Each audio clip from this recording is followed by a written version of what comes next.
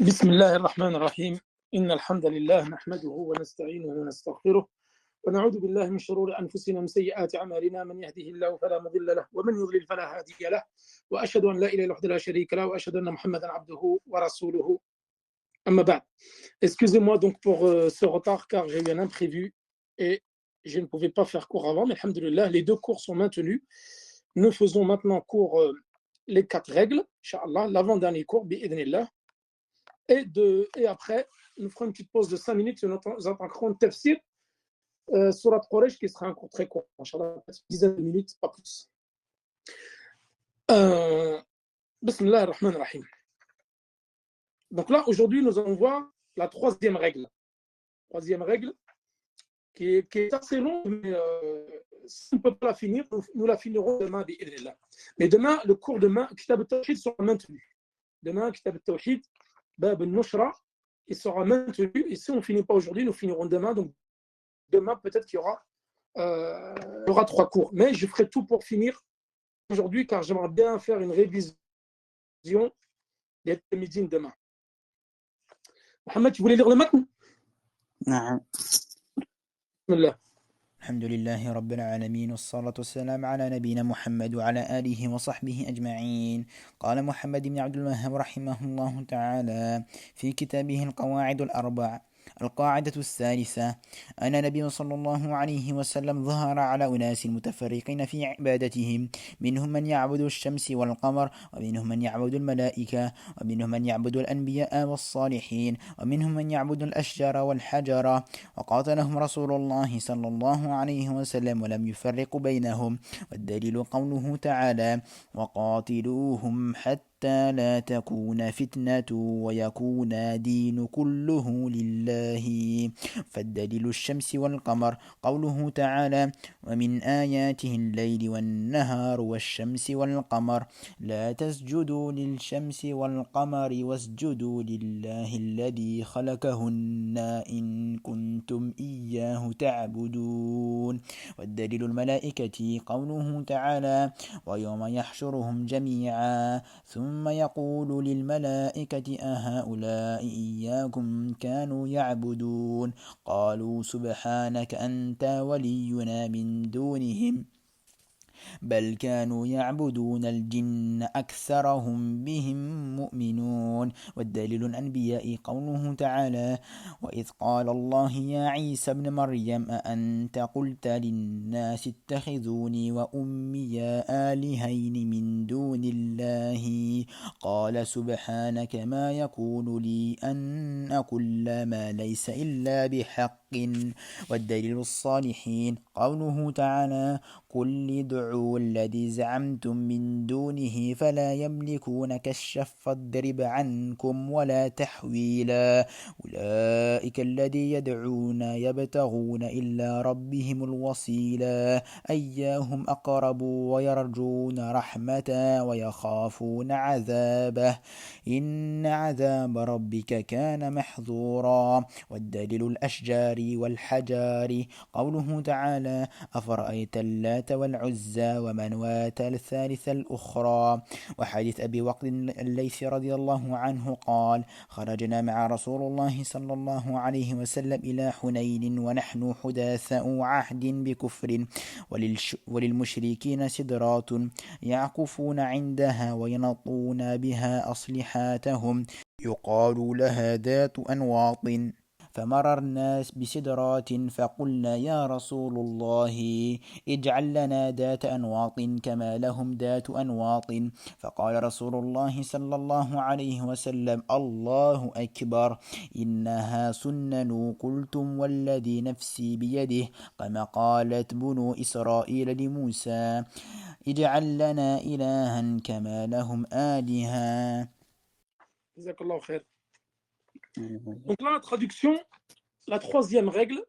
Donc nous avons vu la longue introduction, la première et la deuxième règle. Donc la troisième règle qui est très très importante, et vous allez voir qui est dans une continuité de la deuxième et de la première règle. Donc traduction, ce que le frère Mohammed vient de nous lire, le prophète sallallahu alayhi wa sallam est apparu au milieu des gens qui différaient dans leur adoration, qui étaient différents dans leur adoration. Certains adoraient les anges, d'autres les prophètes et les vertueux, d'autres adoraient les arbres et les pierres, et d'autres encore le soleil et la lune.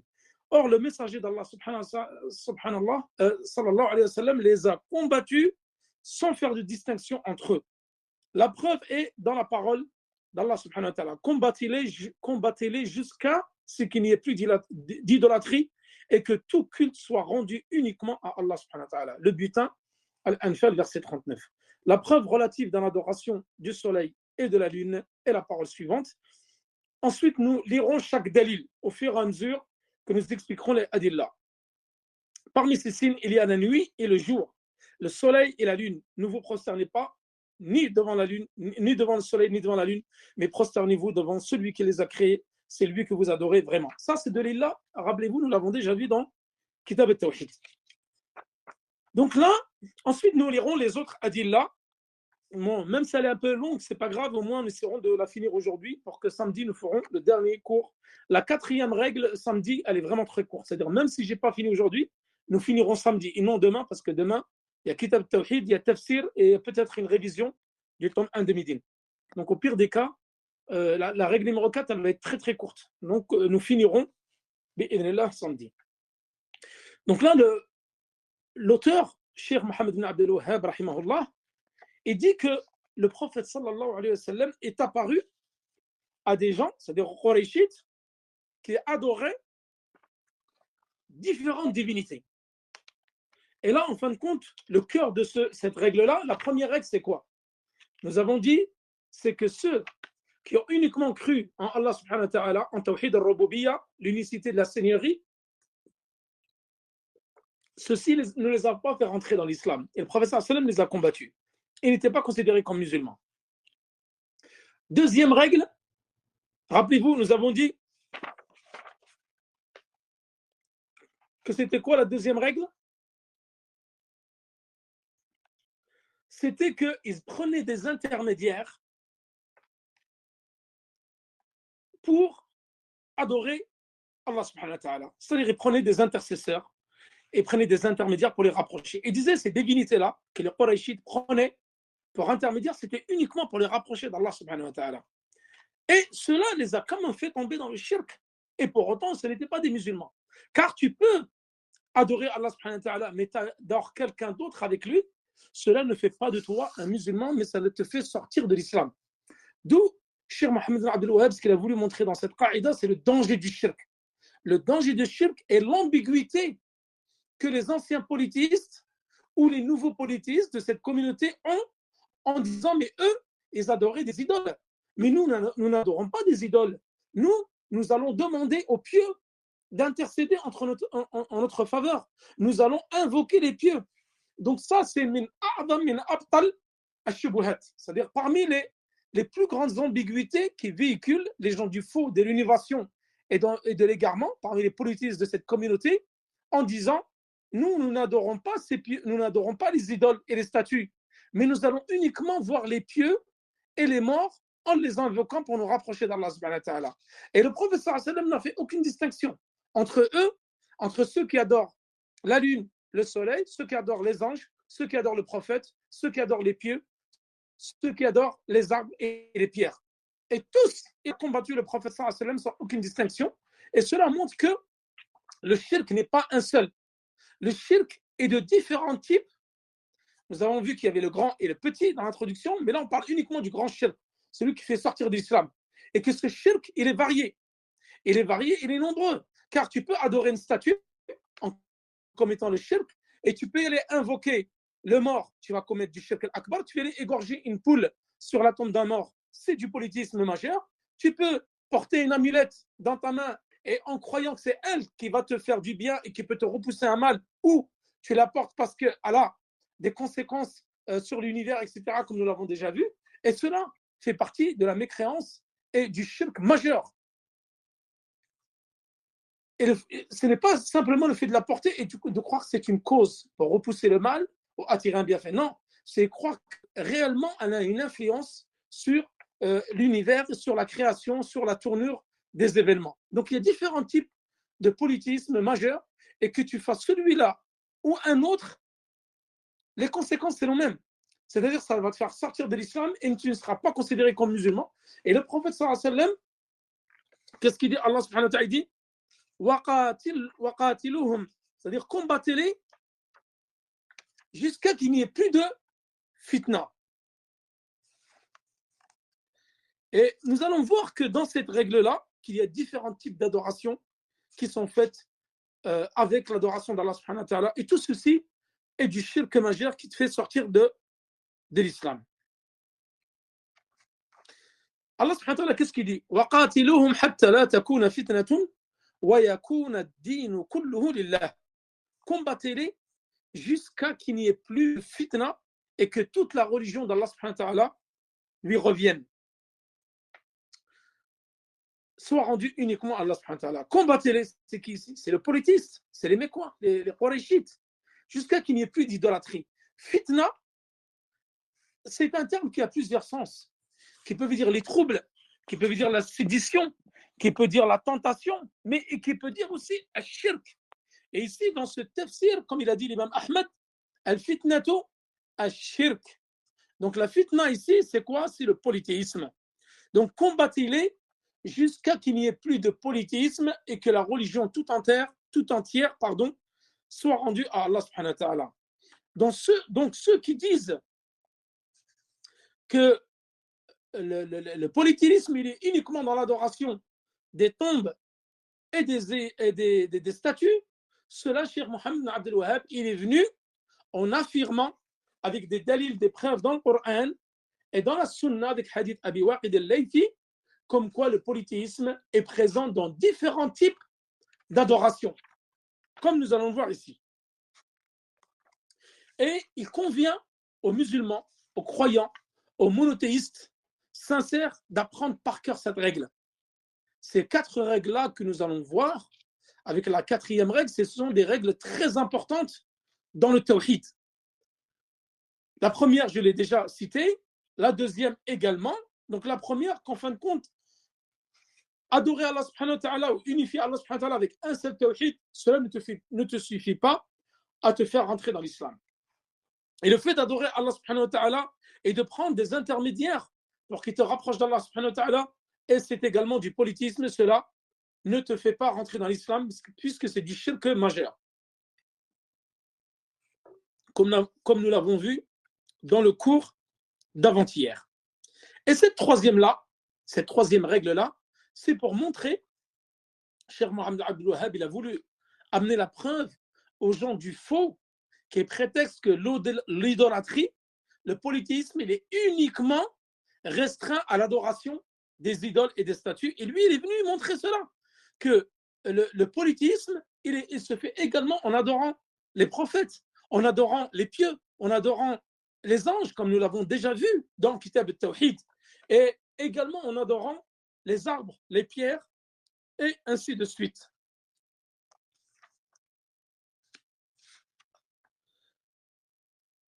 Donc là, cette règle-là, le prophète sallallahu alayhi wa sallam, Allah subhanahu wa ta'ala lui a ordonné de combattre le polythéisme sous toutes ses formes. Et le prophète sallallahu alayhi wa sallam est venu apporter le message de l'islam, a appelé à l'unicité à Mecca pendant plus de 10 ans, uniquement au tawhid, car l'idolâtrie et le polythéisme, l'associationnisme étaient propagés de partout. Et il a voulu montrer qu'il était divers et variés, et que tout type de polythéisme doit être combattu au début par l'appel à l'islam, par l'appel au tawhid. Et ensuite, le prophète sallallahu alayhi wa sallam les a combattus, comme nous l'avons déjà vu dans Kitab As-Sira al-Fusul fi Sirat al-Rasul.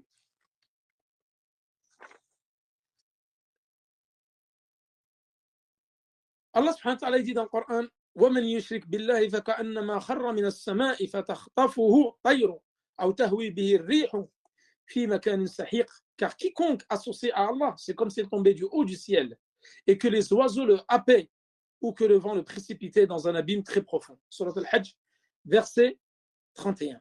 Donc ils n'ont pas l'impression, en fin de compte, ceux qui font du shirk, ils n'ont pas l'impression d'être tombés dans cet abîme très profond, qu'Allah nous en préserve. Et cette règle-là, elle vient éclairer ce point-là. Donc nous devons faire très attention à cette règle-là et lui donner de l'importance. Car le prophète sallallahu alayhi wa sallam, comme l'a dit l'auteur, est apparu au milieu des gens qui pratiquaient différents types d'adoration associés à Allah subhanahu wa ta'ala, différents types de polythéisme. Et ceci va être expliqué à travers cela. Donc les gens, ils disaient à Cheikh Mohammed ibn Abdul Wahhab, apporte-nous la preuve comme quoi ce que nous faisons c'est du polythéisme. Car ils croyaient que le polythéisme c'est uniquement s'agenouiller, s'incliner devant des statues.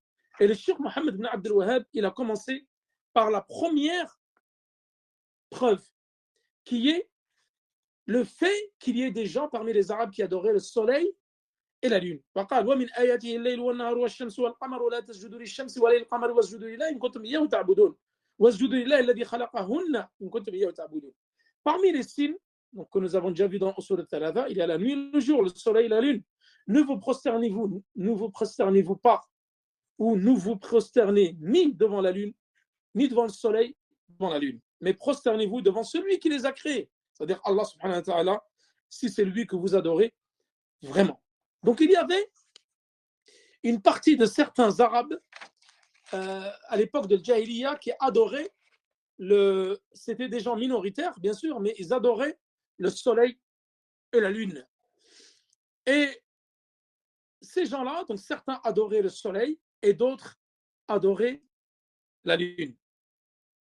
Le prophète sallallahu alayhi wa sallam dit dans un hadith, accomplis la prière du subh, puis abstiens-toi de prier jusqu'au lever du soleil, jusqu'à qu'il apparaisse.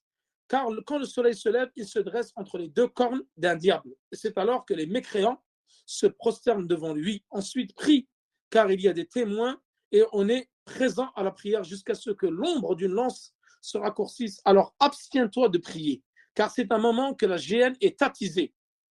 Quand l'ombre réapparaît, prie, car il y a des témoins et on est présent à la prière jusqu'à celle du Asr, puis abstiens-toi de prier jusqu'au coucher du soleil, car il se couche entre les deux cornes du diable. Et c'est à ce moment-là que les mécréants se prosternent devant lui. Donc au lever du soleil, comme l'a dit le prophète sallallahu alayhi wa sallam, et au coucher du soleil, il y a des mécréants, il y a des gens qui se prosternent entre les cornes du diable pour le soleil.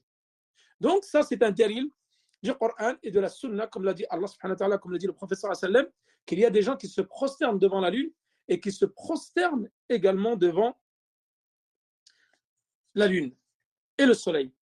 Donc ça montre qu'il n'y a pas que l'adoration des idoles et des statues, mais que se prosterner devant le soleil et devant la lune est également une forme d'idolâtrie et de politisme majeur qui fait sortir de l'islam.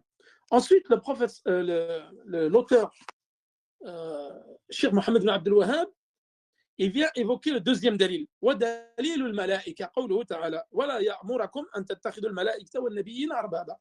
Ali Imran, verset 8. Et il ne vous ordonne pas donc d'adorer, il ne nous a pas commandé de prendre ou ordonné de prendre pour Seigneur les anges et les prophètes. Ali Imran, verset 80. Donc là, après avoir parlé du soleil et de la lune, là, il est venu parler des anges. Rappelez-vous, c'était un chapitre que nous avons vu dans Kitab al-Tawhid. C'était le chapitre, mes souvenirs sont bons, le chapitre 16. Rappelez-vous les anges qui sont des créatures énormes. Nous avons vu déjà les 8 anges qui portent le trône d'Allah subhanahu wa ta'ala et que le prophète sallallahu alayhi wa sallam a vu lors du voyage de l'ascension et du voyage nocturne. Il a dit, il m'était autorisé à raconter que la distance d'un ange entre son épaule et le lobe de son oreille était de 700 années de marche. Ce sont des créatures énormes. Et malgré leur puissance et malgré leur masse imposante et malgré leur création qui est énorme, ces anges-là avaient peur d'Allah subhanahu wa ta'ala. Parce que lorsque Allah subhanahu wa ta'ala, les anges, ils disent, lorsque Allah subhanahu wa ta'ala va parler de là, avec la révélation, yatakallamu bil wahi, les anges, qu'est-ce qu'ils vont faire? Ils vont être assommés. Ils vont être assommés et ils vont tomber donc dans le coma. Ils vont perdre connaissance de peur de la parole divine qui est très lourde. Donc ces anges-là, et nous avons vu dans ces chapitres-là, qu'il ne convient pas d'invoquer des créatures d'Allah subhanahu wa ta'ala, malgré leur poids, malgré leur taille, malgré leur force, si elles s'évanouissent de peur de la révélation d'Allah subhanahu wa ta'ala, ça montre qu'elles sont faibles et qu'elles ont été créées. Donc comment tu veux qu'il leur appartient la création ou l'intercession ou quelque chose qui appartient uniquement à Allah subhanahu wa ta'ala. Donc il ne convient pas d'adorer ou d'invoquer une chose qui est faible et qui a été créée par Allah subhanahu wa ta'ala, mais il convient d'invoquer plutôt le créateur qui a créé ces anges-là. Ensuite, les anges donc qui ne désobéissent pas à Allah subhanahu wa ta'ala. Tous les ordres qui sont donnés aux anges, les anges l'exécutent sans jamais désobéir à leur créateur. Et suite à cela, Cheikh Mohammed ibn Abdel Wahhab, il évoque le cas des prophètes. C'est-à-dire qu'il y a des gens qui adorent aussi les prophètes et les saints, comme nous allons voir à travers à travers ces preuves.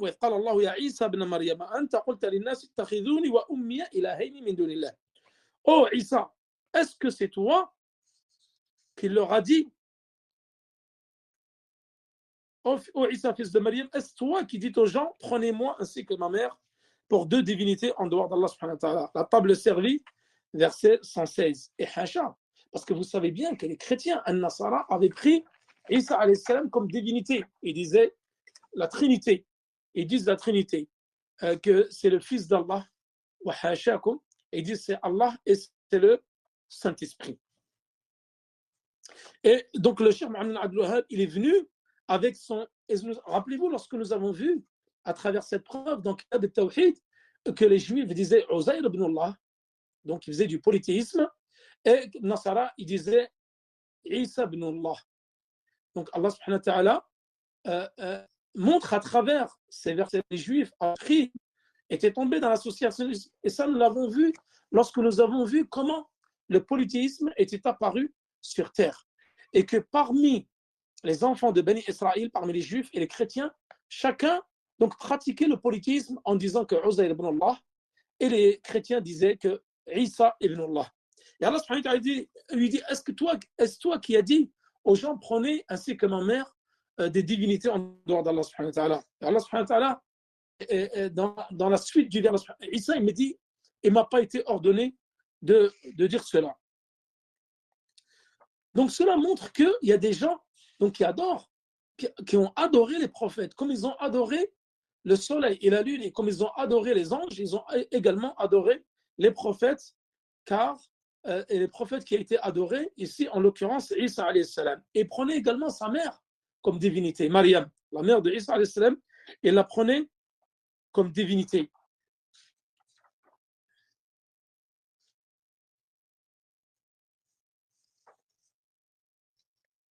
Allah subhanahu wa ta'ala dit dans un verset, c'est-à-dire qu'ils disent que Allah subhanahu wa ta'ala c'est le troisième des trois. Surat al-Ma'idah, verset 73. C'est-à-dire qu'Allah subhanahu wa ta'ala nous informe ce qu'il disait à l'époque An-Nasara, qu'Allah subhanahu wa ta'ala était le trois des trois divinités. Donc pour eux, il y avait la Trinité.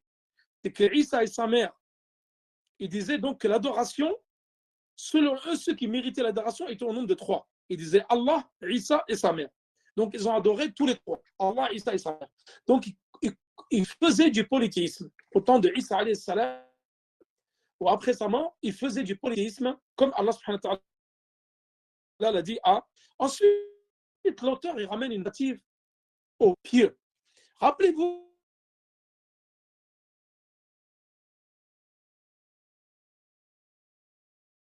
c'est bon?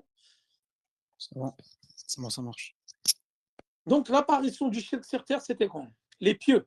Après la descendance de Banu Adam, donc les enfants de Adam, et nous avons dit qu'il y a eu 10 siècles pendant lesquels il y avait uniquement le tawhid sur terre, le monothéisme pur sur terre, sincère pour Allah subhanahu wa ta'ala. Suite à cela, il y avait des pieux. Et après cela, parce qu'ils ne faisaient pas partie du peuple de Nuh, Nuh il est venu après. Donc c'était des enfants, la descendance de Adam alayhi salam.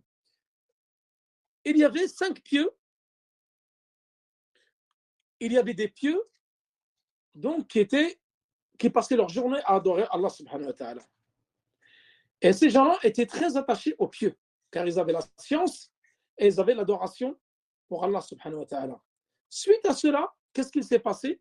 Lorsque ces pieux-là sont morts, nous avons dit que la science était partie et que l'ignorance s'était répandue. D'où l'importance de la science pour ne pas tomber dans l'égarement et dans le politisme. Shaitan, il est venu à la génération d'après, donc qui ont oublié la science et ont dit, ces pieux-là étaient des gens vertueux. Quel est votre avis si vous dessiniez des statues, ou vous faisiez des peintures, des gravures, des photos tasawir, et vous les collez près de leur tombe, mais vous ne les adorez pas. Vous ne les adorez pas, juste vous vous souvenez de ces gens-là. Et lorsque vous les voyez, vous allez redoubler d'efforts dans l'adoration d'Allah subhanahu wa ta'ala. Et nous avons vu au début, ils ont fait cela, mais ils n'ont pas adoré Allah subhanahu wa ta'ala, ils n'ont pas adoré ces statues-là, ils n'ont pas adoré ces pieux-là. Et Shaitan, nous avons vu qu'il avait attendu très longtemps. Il est très patient, Shaitan. Très longtemps.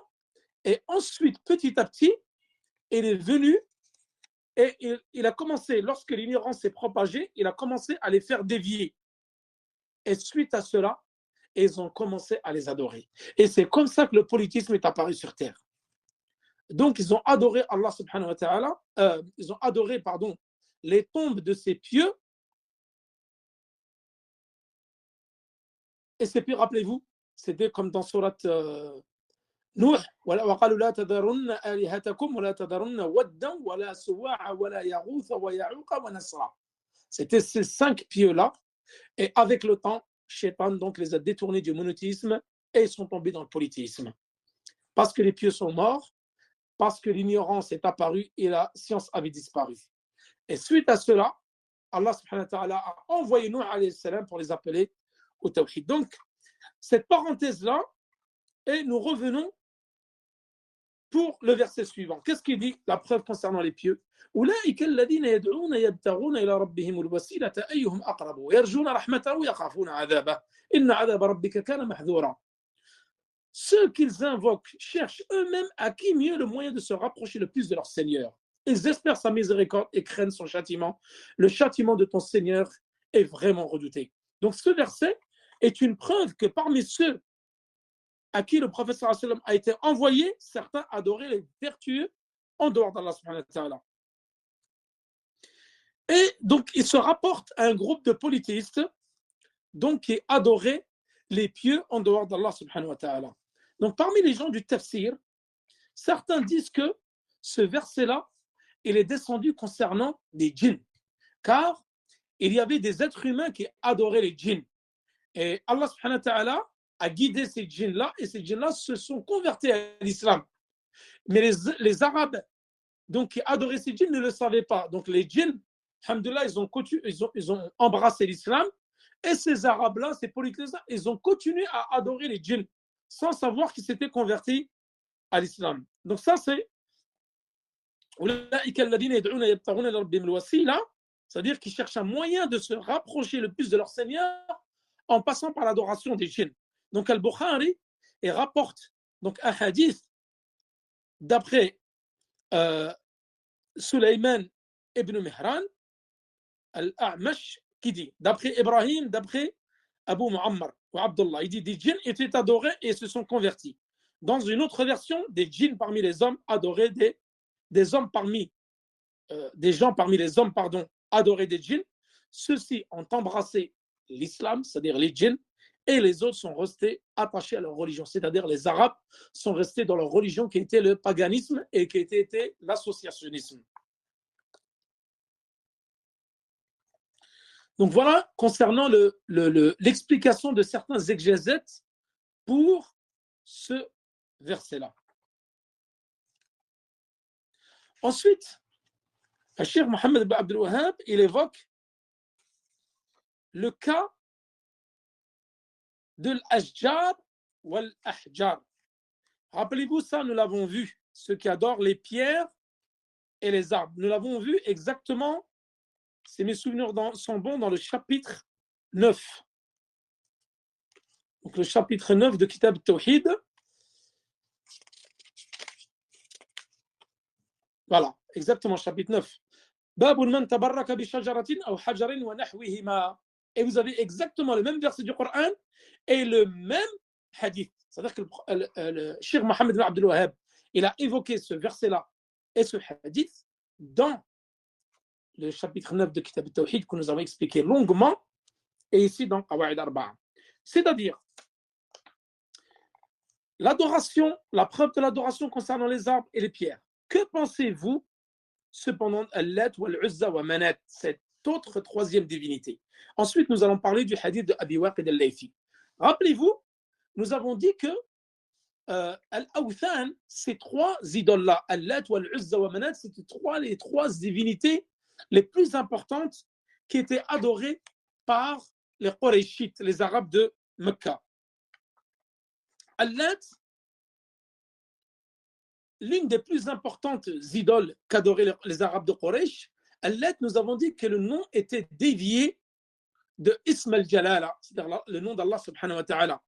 Donc certains, Al-Lat, ils le lisent avec la shidda sur le ta et d'autres avec le tarfif, Al-Lat. Donc Ibn Abbas, il la lit avec la shidda, Al-Lat. Et Al-Lat, rappelez-vous, nous avons dit dans Kitab al-Tawhid également que c'était un homme pieux, donc qui faisait as-sawiqa. Donc sawiqa, c'était à base de farine d'orge qui était mélangée avec du miel, des dattes, etc. C'était un repas qu'il confectionnait pour les pèlerins. Et donc, il le faisait sur une pierre, une grosse pierre qui était à Taïf. Donc, Al-Lat, c'était une idole qui était à Taïf. Et lorsque cet homme pieux-là qui préparait des mets, des repas pour les pèlerins, qui partaient donc en direction de Mecca, car nous avons vu que les Arabes, avant, même dans la Jahiliya, ils pratiquaient le pèlerinage.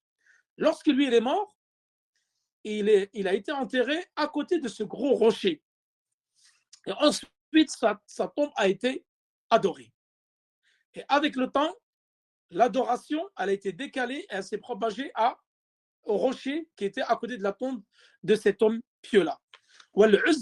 Al-Uzza, mushtaq min al-Aziz. Également, l'Aziz, un des noms d'Allah subhanahu wa ta'ala. Et c'est une des divinités qui est la plus adorée parmi les Arabes de Quraysh. Et ce sanam-là, cette idole-là, elle était proche de As-Sabil, c'est-à-dire entre Taïf et Mecca. Donc la première Al-Lat, elle était à Taïf, la deuxième entre Mecca et Taïf. Et on dit qu'il y avait trois arbres là-bas, c'est-à-dire l'arbre tel que le gibier. L'arbre du gibier, il y avait trois arbres et on dit que sur ces trois arbres-là, il y avait une construction et sur cette construction-là, il y avait donc l'idole qui était Al-Uzza. Et Manat, elle était sur la route entre Médine et Mecca, proche de Qudayt. Donc proche de Qudayt, c'est plus proche de Mecca que de Médine. Et également, c'était un gros rocher donc sur lequel il y avait une idole et les Arabes pratiquaient le polythéisme. Et la plupart des gens qui adoraient cette idole-là, on dit que c'était les Al-Aws wal Khazraj min Ahl al-Madina.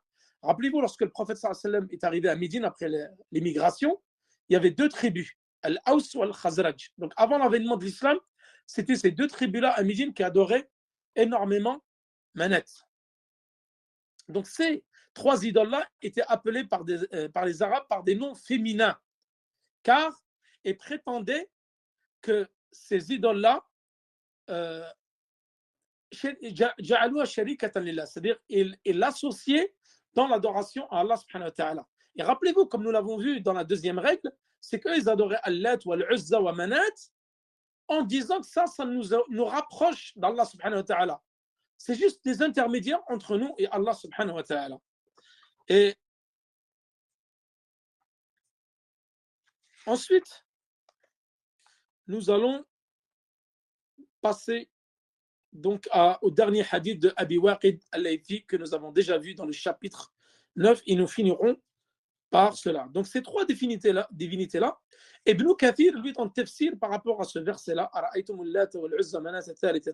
il dit Al-Lat était une pierre blanche sculptée. Elle avait un abri, donc elle était à Taïf avec des rideaux et des gardiens. Autour d'elle se trouvait une cour sacrée pour les gens de Taïf. Et s'en vantait auprès des autres tribus arabes, telles que les Qurayshites et autres. Et lui, Ibn Jarir, il dit dans son tafsir, donc Allah, il est tiré du nom d'Allah, comme je viens de vous le dire, pour désigner le féminin de ce nom. Donc Allah est au-dessus de ce qu'ils disent, bien sûr. Et Allah, j'avais dit que c'était un homme donc, qui préparait as-sawir pour les pèlerins dans l'époque de la Jahiliya, et lorsqu'il est mort, ils se sont mis à tourner autour de sa tombe et à adorer cette tombe-là. Donc, et après, lorsqu'il est mort, ils ont construit donc sur sa tombe une construction, ils l'ont adoré, l'ont considéré comme un intermédiaire entre eux et Allah subhanahu wa ta'ala. Ensuite, Al-Uzza. Al-Uzza, également, il s'agit d'une pierre blanche et on dit aussi que c'était un arbre vers lequel s'est dirigé les polythéistes. Donc cet arbre-là, les polythéistes, ils venaient adorer donc la statue qui était au-dessus de ces arbres-là. Abu Tufayl rapporte qu'une fois le prophète sallallahu alayhi wa sallam, lorsqu'il libéra la Mecque, il envoya Khalid ibn al-Walid, puisque Khalid ibn al-Walid s'est converti à la conquête de la Mecque, comme nous allons voir dans le prochain cours sur Al-Fusul. Et il libéra la Mecque, il envoya Khalid à une palmeraie où se trouvait Al-Uzza. Et là, Khalid ibn al-Walid, lorsqu'il est arrivé, il a trouvé ces trois arbres-là, ces trois palmiers-là. Il coupa les palmiers et il a détruit la construction sur laquelle se trouvait donc Al-Uzza. Puis il vient informer le prophète sallallahu alayhi wa sallam. Et le prophète sallallahu alayhi wa sallam, qu'est-ce qu'il lui a dit? Retourne car tu n'as rien accompli. Khalid repartit alors. Et quand les gardiens, donc ils étaient les portiers, le virent et s'éloignèrent vers la montagne en disant oh Uzza, oh Uzza. Donc ils avaient peur de Khalid ibn al-Walid. Et Khalid alla la trouver. Et c'est alors qu'il vit une femme nue aux cheveux relâchés, se couvrant la tête de sable. Il la transperça de son sabre et la tua. Puis il vint retrouver le prophète sallallahu alayhi wa sallam pour l'informer. Il dit alors c'est elle Al-Uzza. Et le Manet, donc comme je vous avais dit, près de Qudayd, entre Médine et Mecca, qui était adoré par Al-Khazraj ou Al-Aws. Le prophète sallallahu alayhi wa sallam, il dit dans un hadith لا تقوم الساعة حتى تضطرب أليات ونساء دوس حول ذي الخصلة. Ça, nous l'avons vu déjà dans les chapitres précédents concernant le fait que le polythéisme va arriver dans la communauté et certains croyants de la communauté du prophète sallallahu alayhi wa sallam vont tomber dans le polythéisme. L'heure ne viendra pas jusqu'à ce que les fesses des femmes de Daous s'agitent autour de Dhul Khalasa. Dhul Khalasa était le tarout que Daous adorait dans la Jahiliya. Donc les fesses des femmes de Daous s'agitaient, c'est-à-dire qu'elles étaient nombreuses, collées les unes aux autres et tournées autour de Dhul Khalasa, donc qui était une divinité. Et le professeur sallam dit également لا تقوم الساعة حتى تلحق قبائل من أمتي بالمشركين وحتى يعبدوا الأوثان. L'heure ne viendra pas jusqu'à ce que les tribus de ma communauté rejoignent les polythéismes et jusqu'à ce que les tribus de ma communauté adoreront les fétiches. Et dans le hadith de Abi Waqid al-Laythi, il dit لتتبعن سنة من كان قبلكم. Et là, donc, dans le dernier hadith que nous allons lire, et c'est le dernier dalil, donc fait dalil Ashjar wal Ahjar. حديث أبي واقد الليثي خرجنا مع النبي صلى الله عليه وسلم إلى حنين ونحن حدثاء عاد بكفر المشركين سدرة يعكفون عندها وينطون بها أسلحتهم ويقال لها ذات أنواط فمررنا بسدرة فقلنا يا رسول الله اجعل لنا ذات أنواط كما لهم ذات أنواط. Donc là, Abi Waqid al-Laythi, il raconte ça, nous le verrons Inch'Allah dans l'expédition de Hunayn. Donc après mon retour de France, après la série de conférences que je vais vous faire, Inch'Allah, quand nous allons attaquer l'expédition de Hunayn. Abi Waqid al-Laythi, nous sommes sortis avec le prophète sallallahu alayhi wa sallam en expédition à Hunayn. Hunayn qui est entre Médine et Mecca. Et nous étions récemment encore dans la mécréance. C'est-à-dire qu'ils venaient de se convertir à l'islam, mais qui n'avaient pas assez de foi et qui ne connaissaient pas assez les préceptes de l'islam, comme nous l'avons déjà décrit dans le chapitre 9 de Kitab al-Tawhid. Il dit, les polythéistes avaient un gibier où ils observaient une retraite et sur lequel ils accrochaient leurs armes, qu'on appelle Dhatu Anwat. Alors, nous passions devant ce gibier-là. Nous disons, oh messager d'Allah, disez-nous un Dhat Anwat comme ils ont un Dhat Anwat. et jusqu'à la fin du hadith. Et le prophète sallallahu alayhi wa sallam, qu'est-ce qu'il leur a dit? Il leur a dit Allahu Akbar, innaha sunan. قلتم والذي نفسي بيدي كما قالت بنو إسرائيل لموسى اجعل لنا إلها كما لهم آلهة قال إنكم قوم تجهلون لتركبن سنن من كان قبلكم. Le prophète il s'est exclamé, il a dit Allahu Akbar. Vous avez dit, par celui qui détient mon âme entre ses mains, vous avez dit comme on dit Banu Israël, ceux qui étaient avec Moussa, donne-nous une divinité comme ils ont des divinités. Allah innakum qawmun tajhalun, vous êtes certes une tribu ou des gens ignorants. La tarkabanna sanana man kana qablakum, vous allez suivre, c'est-à-dire les pas de ceux qui vous ont précédés. Donc ce hadith, je sais que ça fait un petit peu long pour vous, je vais essayer de finir rapidement, Inch'Allah, plus que quelques minutes. Ce hadith, il a été rapporté par Ahmed, wa Tirmidhi, wa Nasa'i, wa Ibn Hibban. Il a été authentifié par Tirmidhi, Ibn Hibban, et Sheikh Al-Albani, et Sheikh Ibn Baz. Ibn Qayyim, il a dit c'est un hadith qui est sahih, thabit. Donc, Abi Waqid al-Laythi, Al-Harith ibn Auf. On l'appelle également Auf ibn Malik, et certains disent que c'était Al-Harith ibn Malik. Les gens ont divergé quant à son islam. Certains gens de science, ils ont dit qu'il s'est converti le jour de Badr. D'autres, ils ont dit Qadim al-Islam, il s'est converti dès les premières heures, mais l'avis le plus juste, c'est qu'il s'est converti le jour de la conquête de Mecca. Puisque lui, c'était un nouveau converti. L'année de l'ouverture de la conquête de Mecca, c'est la même année où il y a eu la bataille de Hunayn, comme nous allons voir. Et c'est la vie qu'a adopté donc Ibn Hajar fil Isaba, Tamiz al-Sahaba. Donc cette histoire qui est racontée par Abu Waqid al-Laythi était présente avec le prophète sallallahu alayhi wa sallam lors de la bataille de Hunayn. Donc l'année 8 de l'Hégire, suite à la conquête de Mecca. Donc c'était pendant donc, l'année 8. Et Hunayn qui est entre Mecca et Taïf. Ils sont sortis donc l'année 8 pendant Shawwal. Et ils ont dit, nous sommes des convertis récents. C'est-à-dire qu'ils ne connaissaient pas encore le tawhid, les préceptes de l'islam. Et aslamu am al-fath. Donc eux, ils se sont convertis cette même année-là. Et quelques mois après, ils sont sortis avec le prophète sallallahu alayhi wa sallam, il a Hunayn. Là, ils sont passés devant ce jugibier, ils ont vu donc les armes qui étaient accrochées. Et nous avons vu cela dans la bénédiction, le fait de prendre un arbre ou des pierres pour obtenir la bénédiction. Nous avons vu que ça, c'était une forme de polythéisme, que la bénédiction, elle s'obtenait uniquement auprès d'Allah subhanahu wa ta'ala. Et le fait de faire une retraite spirituelle, de stationner autour de cet arbre-là, y accrocher des armes pour espérer obtenir la bénédiction et qu'avec ces armes-là, ils allaient gagner des guerres. Donc cela était du polythéisme. Donc Abi Waqid, lui, il ramène son excuse sur le fait d'avoir dit cela. Donne-nous un arbre comme eux, ils avaient des arbres où ils accrochaient leurs armes. Et le professeur Sam s'est exclamé, il a dit Allahu Akbar, inna as-sunan. C'est-à-dire, vous avez dit comme on dit les fils de Banu Israël, ceux qui étaient le peuple de Moussa alayhi salam. Là, les savants, comme je vous l'avais dit dans Kitab al-Tawhid, ils ont divergé concernant cet acte-là que les Sahaba ont commis en demandant au prophète Sam de leur donner un dhatu anwat kama lahum dhatu anwat.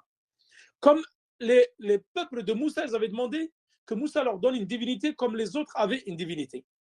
Certains gens de science, ils disaient, les paroles des Sahaba ici, ils ont dit, demande à Allah subhanahu wa ta'ala qu'il fasse que cet arbre-là soit une bénédiction pour qu'on puisse y accrocher nos armes.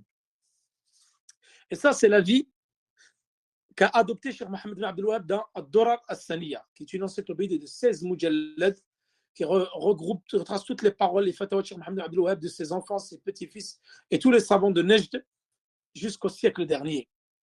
Et Al-Qawl al-Thani, le deuxième avis, ils disent qu'ils sont tombés fi shu'ab al-shirk al-asghar, c'est-à-dire qu'ils sont tombés dans le petit polythéisme. Et ça, c'est un avis qui est proche, qu'a adopté Cheikh Mohammed bin Abdul Wahhab dans les Masaïl, dans Kitab al-Tawhid. Il penche aussi vers cet avis-là. Et il y a un autre avis qui dit que les Sahaba sont tombés dans le polythéisme majeur en demandant, donc de par cette demande, ils sont tombés dans le polythéisme majeur. Mais ils n'ont pas apostasié. Et ils ne sont pas tombés dans la grande mécréance les udr de par l'excuse qui est citée dans le hadith. Car c'était des nouveaux convertis et ils ne connaissaient pas parfaitement le tawhid, la mécréance, le polythéisme. Mais la demande qu'ils ont faite, certains disent que ça c'était de la grande mécréance ou du grand polythéisme, mais ils ont été excusés par le fait qu'ils ne connaissaient pas et c'était des nouveaux convertis. Ça, c'est l'avis qu'a choisi Cheikh Ibn Baz dans ses annotations de l'explication de Kitab Tawhid, Fath al-Majid. Et là, le professeur sallam s'est exclamé. Il a dit, vous allez suivre les gens qui vous ont précédé, les communautés qui vous ont précédé, c'est-à-dire les communautés précédentes. Et une fois, nous l'avons vu dans Kitab Tawhid, ils ont dit qui? Le professeur sallam a dit Al-Yahoud wa Nasara. Et ça, nous l'avons vu longuement dans Kitab Tawhid, c'est-à-dire vous allez les suivre d'un empan, même s'ils rentraient dans un terrier, ou le terrier d'un lézard, alors vous allez y rentrer. Pour vous dire que vous allez les suivre pas à pas, dans leur tradition, dans leurs égarements, dans leurs coutumes, dans leur façon de s'habiller, leur façon de parler, etc. C'est-à-dire des gens de ma communauté vont suivre les polythéistes, les mécréants, les juifs et les chrétiens dans leur égarement, dans leur tradition, dans leur religion, etc. Et ça, c'est un waqi', c'est une chose qui existe. À force de vivre avec des gens qui sont dans l'égarement, tu vas t'égarer comme eux. À force de vivre avec des gens qui ont des pratiques contraires à l'islam, toi, si tu n'as pas de science, alors tu vas forcément les suivre. Comme beaucoup de jeunes de notre communauté qui ne connaissent pas le tawhid, qui ne connaissent pas la sunna, alors ils tombent dans des choses qui sont répréhensibles sans le savoir. Ou peut-être parfois en le savant, mais c'est les passions, c'est le manque de science, et c'est Shaitan qui est venu donc les dévier de cette voie-là. Et certains savent qu'ils sont dans l'ignorance, savent qu'ils sont dans le péché, mais ils ne reviennent pas. Et cela est encore plus grave. Donc voilà concernant donc cette longue règle. Et Inch'Allah, pas demain parce qu'il y a Kitab Tawhid, mais samedi nous finirons Inch'Allah la dernière règle qui est très courte. وصلى الله على نبينا محمد وعلى آله وصحبه وسلم والله تعالى أعلى وأعلم والسلام عليكم ورحمة الله وبركاته. Dans 10 minutes, je vais faire tafsir surat Quraysh. Pour ceux qui veulent faire les ablutions, etc., les boire un coup, 10 minutes, et nous finissons la surat qui va être très courte, juste une dizaine de minutes. Wassalamu alaikum wa rahmatullahi wa barakatuhu.